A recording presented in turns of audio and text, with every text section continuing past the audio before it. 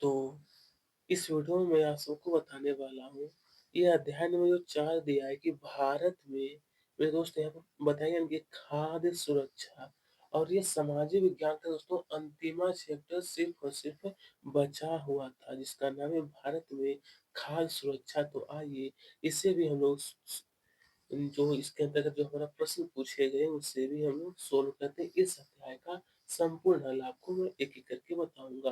तो आइए हम लोग स्टार्ट करते हैं। सबसे पहले ऑब्जेक्टिव क्वेश्चन दिया है कि अमूल सहकारी समिति का संबंध किस राज्य से है?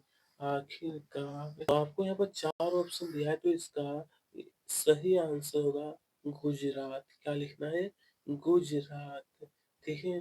दूसरा क्वेश्चन कहा गया है कि राष्ट्रीय राष्ट्रीय काम के बदले अनाज कार्यक्रम कब आरंभ किया गया था दोस्तों? यह जो है, तो यहाँ पे हो जाएगा हमारा 1977 से लेकर के 1978, 77 और 78। ठीक है? उसके बाद देखिए तीसरा क्वेश्चन है, भारतीय खाद्य सुरक्षा अधिनियम कब पारित किया गया? भारतीय ये खाद्य सुरक्षा अधिनियम जो है ना दोस्तों, वो जो था वो 1913 सॉरी 2013 में, ठीक है? 2000 का तो 13 में। नंबर 4 में कहा कि मौसमी भूखमरी किस क्षेत्र से संबंधित है? मौसमी जो भूखमरी है दोस्तों, इसका उत्तर होगा वो कृषि क्षेत्र से, कृषि क्षेत्र से, ठीक है? नंबर 5 में कहा है सरकार द्वारा कितने वर्ष में न्यूनतम समर्थन मूल्य घोषित होता है? इसका उत्तर होगा 1 वर्ष। कितना दोस्तों? 1 वर्ष। नंबर 6 में कहा गया कि खाद्य सुरक्षा का क्या अर्थ है? आखिरकार खाद्य सुरक्षा का, तो इसका आंसर लिखना है द वाला बिल्कुल सही, उपरोक्त सभी। क्या हुआ? उपरोक्त सभी। इसके आगे जब हम लोग बढ़ते हैं, तो यहाँ पर हमसे कहा है कि रिक्त स्थान मदर डेयरी, यहाँ पर जो आपको भरना है, आइए मैं आपको बता ही। तो देखिए प्यारे मित्रों, यहाँ पर जो आपका रिक्त स्थान है, तो यहाँ पर भरना है आपको दिल्ली। और नंबर आपके बुक में जो ध्यान से देखिएगा, तो दूसरा जो क्वेश्चन दिया है, वहाँ पे लिखना है वर्ष 2000, वर्ष 2000। तीसरा नंबर जो दिया गया है, यहाँ पे लिखना है दोस्तों आपको 1943, 1943। यहाँ पर होगा वीपीएल कार्ड, वीपीएल कार्ड। और यहाँ पर नंबर 5 जो देख रहे हैं, यहाँ पे लिखना है आपको कम। ठीक है? इस तरीके से पूरा करिएगा, और इतना जब आपका हो जाएगा, रिक्त स्थान वाला भी प्रश्न मैंने पूरा कर चुके हैं। अब यहाँ पे दिया सत्य और असत्य वाला जो क्वेश्चन दिया है, ये जो गरीब रेखा के ऊपर वाले लोगों के लिए बीपीएल कार्ड है, यह असत्य है, बल्कि गरीब रेखा से नीचे जो लोग होते हैं, उनको बीपीएल कार्ड मिलता है। यह असत्य है, यह सत्य है। ठीक है? दूसरा नंबर सत्य। तीसरा नंबर जो दिया है कि इंदिरा गांधी श्वेत क्रांति पर डाक टिकट जारी किया, यह असत्य हो जाएगा। और नंबर 4 देखिए, यह सत्य है, और 5वां जो दिया है असत्य हो जाएगा। ठीक है? उसके बाद देखेंगे नंबर 4 में कहा है कि सही जोड़ा बनाइए। तो देखिए प्रिय मित्रों, आप लोग यहाँ पर खंड क दिया है, ये रहा खंड ख। ठीक है? तो इसमें आपको मिलान करने के लिए कहा गया श्वेत क्रांति उचित मूल्य की दुकान। चलिए, तो इसका आंसर, तो मेरे दोस्त ये जो अध्याय नंबर 4 था, इसके अंतर्गत आपको सही जोड़ा का मिलान करने के लिए कहा ना, अध्याय नंबर 4 इसका सही जोड़ा मैंने बता दिया हूँ। तो प्रिय मित्रों, मैंने इसे पूरा कर चुके हैं, इसका तो बता ही दिया हूँ। उसके बाद यहाँ आप देखिए, हमारा क्वेश्चन है कि एक शब्द में कि लक्षित सार्वजनिक वितरण प्रणाली कब लागू की गई? चलिए, तो मेरे दोस्त उत्तर जो लिखना है ना आपको, ये होगा 1997। ठीक है? दूसरा क्वेश्चन क्या है? भारतीय खाद्य निगम यानी एफसीआई के कार्य लिखिए। उत्तर है कि खाद्यान्न एवं अन्य खाद्य पदार्थ की खरीद, भंडारण, परिवहन, वितरण और बिक्री करना। तीसरा क्वेश्चन क्या है कि न्यूनतम समर्थन मूल्य, ये रहा उत्तर दोस्तों कि सरकार द्वारा फसल के आने से पूर्व अनाज की कीमत घोषित करना। ठीक है, इसे इसे हम लोग कहते हैं न्यूनतम समर्थन मूल्य। नंबर 4 में कहा है कि बफर स्टॉक का मुख्य उद्देश्य खाद्य सुरक्षा प्रदान करना। खाद्य सुरक्षा। अंत्योदय कार्ड के बारे में, तो गरीबों से भी गरीब लोगों के लिए अंत्योदय कार्ड होता है। अति लघुत्तरी में कहा है कि खाद्य सुरक्षा से क्या अभिप्राय है, तो खाद्य सुरक्षा से अभिप्राय सभी लोगों के लिए हमेशा भोजन की उपलब्धता पहुंच और उसे प्राप्त करने का सामर्थ्य। प्राप्त करने का सामर्थ्य। खाद्य सुरक्षा के कितने आयाम हैं, तो पहला खाद्य उपलब्ध का अभिप्राय देश में खाद्य उत्पादन, खाद्य आयात एवं सरकारी अनाज भंडारों में संचित पिछले सालों के स्टॉक से है। ठीक है, और ये रहा मेरे दोस्त दूसरा पॉइंट, ये रहा आपका तीसरा पॉइंट। ओके, तो चलिए अब देखेंगे तीसरा क्वेश्चन, खाद्य सुरक्षा की आवश्यकता।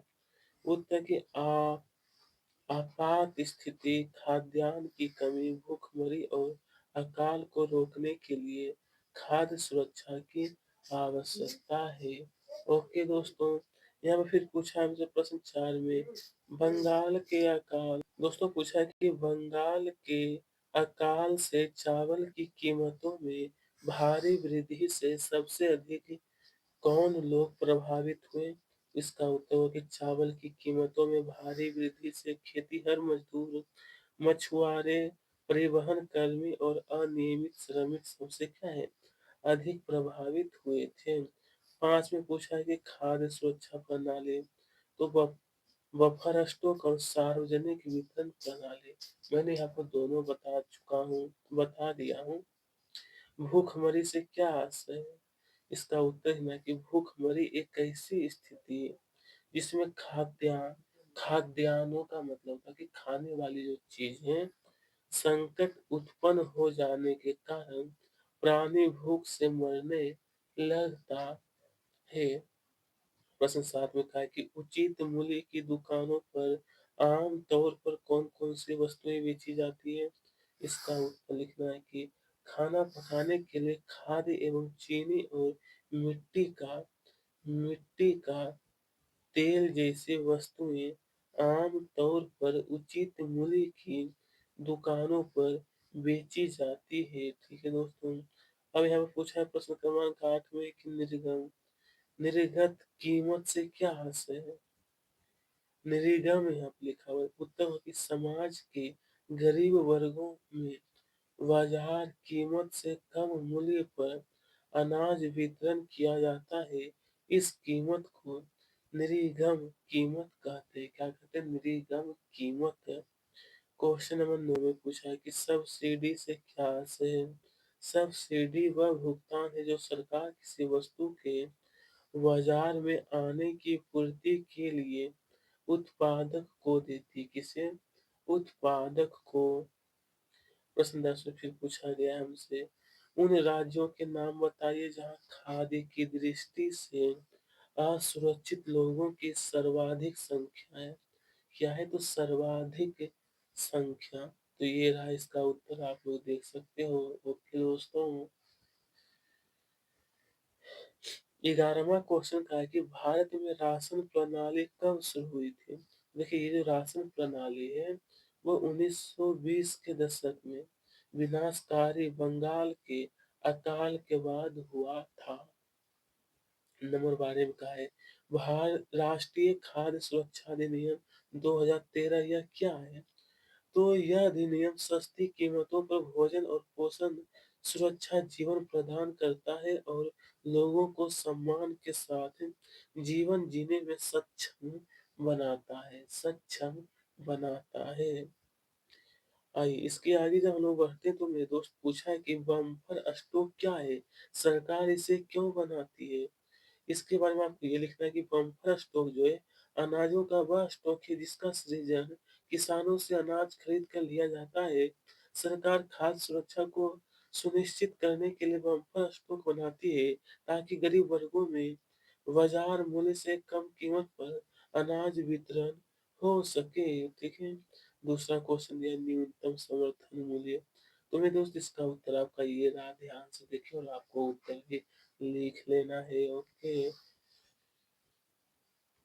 अब देखिए यहाँ पर तीसरा क्वेश्चन पूछा है कि एनएनएसओ रिपोर्ट के बाद भारत सरकार द्वारा कौन से महत्वपूर्ण खाद्यान्न। इसका उत्तर सार्वजनिक वितरण प्रणाली, एकीकृत बाल विकास सेवा, काम के बदले भोजन कार्यक्रम शुरू किए गए। ठीक है दोस्तों। उसके बाद देखिए क्वेश्चन नंबर 4 में कहा है, गरीबी रेखा से नीचे जीवन यापन करने वाले लोगों और अन्य सभी लोगों के लिए उपयोग किए जाने वाले राशन कार्ड का नाम बताइए। ये रहा उत्तर कि निर्धनों में भी निर्धन लोगों के लिए अंत्योदय कार्ड, निर्धनता रेखा से नीचे के लोगों के लिए बीपीएल कार्ड और अन्य लोगों के लिए एपीएल कार्ड का उपयोग किया जाता है। ठीक है दोस्तों। फिर पूछा प्रश्न क्रमांक 5 में कि सहकारी समितियों से आप क्या समझते हैं। इसके बाद लिखना कि सहकारी समिति वे समिति है जो स्थानीय लोगों द्वारा चलाई जाती है। वे जनता को जीवन की मूलभूत आवश्यकताओं जैसे कि खाद्यान्न, दूध और सब्जियां उचित दरों पर क्या है तो उपलब्ध कराते हैं। ओके मेरे दोस्त। ये रहा क्वेश्चन नंबर 6 की हरित क्रांति ने भारत को खाद्यान्न। हरित क्रांति का मतलब क्या हो कि फसल में वृद्धि होना, और श्वेत क्रांति का मतलब दूध में वृद्धि होना। ठीक है। तो यहाँ का आत्मनिर्भर बना दिया, कैसे लिखिए। तो कृषि उत्पादकों में वृद्धि, इसके बारे में ये पूरा आपको ध्यान से देखिए और आपको नोट कर लेना है। इतना करने के बाद देखिए नीचे में एक दिया है, किसानों की समृद्धि। इसके बारे में भी आपको नोट करना है। ओके दोस्तों। ये पूरा आपको लिख लेना है। ओके। तो आइए अब देखेंगे क्वेश्चन नंबर 7 में कहा है, दीर्घकालिक भूखमरी एवं मौसमी भूखमरी में इसके बीच में अंतर आपको बताना है। क्या करना है, अंतर समझा कर लिखना है। ओके। तो देखिए सबसे पहले लिखना है कि दीर्घकालिक भूखमरी, इसके बारे में ये पूरा लिखिए, ये पूरा। इतना करने के बाद ये रहा हमारा मौसमी भूखमरी। मौसमी भूखमरी, बस इतना ही। अब देखेंगे क्वेश्चन नंबर 8 में कहा है कि भारत के कुछ क्षेत्रों में खाद्य असुरक्षित लोग अनु अनुपातहीन रूप से बड़ी संख्या में है। इसका व्याख्या करना है। इसका व्याख्या। ठीक है।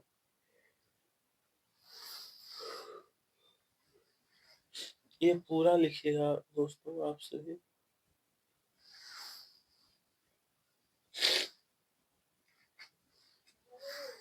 तो चलिए अब हमारा कहा है प्रश्न 9 में, सार्वजनिक वितरण प्रणाली भारत में किस प्रकार खाद्य सुरक्षा को सुनिश्चित करती है, इसका व्याख्या करना है। इसके बारे में कहा है व्याख्या करने के लिए, तो दोस्तों आपको ध्यान से इसका उत्तर लिखिएगा। ये नीचे में दिया कि पकाने के लिए खाद्य में चीनी और मिट्टी के तेल का भंडार। ये पूरा पहले नोट करिए आप लोग। तो फिर हम आगे की ओर क्वेश्चन देखेंगे। ठीक है।